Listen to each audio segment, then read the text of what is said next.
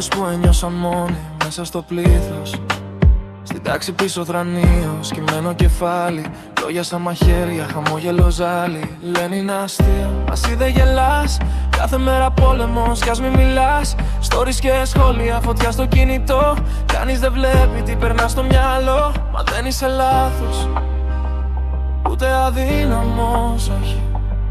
Ο φόβος τους μιλάει, όχι η δική σου φωνή. Σπάσε τη σιωπή, μη μένεις κλειστός. Μέσα στο σκοτάδι γεννιέται το φως. Αν πέσεις θα σηκωθούμε μαζί. Η αγάπη πιο δυνατή απ' την βία μπορεί. Σπάσε τη σιωπή.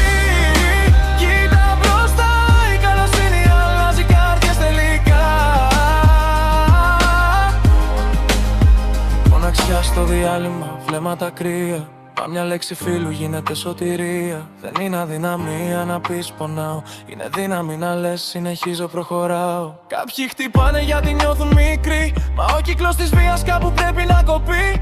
Δώσε χέρι αντί για σπρώξιμο ξανά. Γιατί όλοι ψάχνουν λίγη ζεστασιά.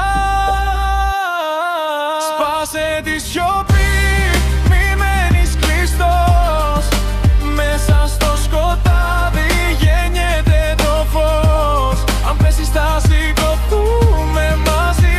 Η αγάπη πιο δυνατή απ' τη βία μπορεί.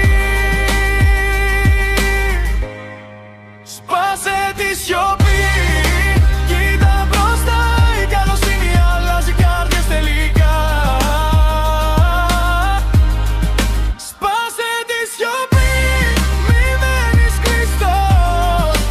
Μέσα στο σκοτάδι γεννιέται το φως. Αν πέσεις θα σηκωθούμε μαζί.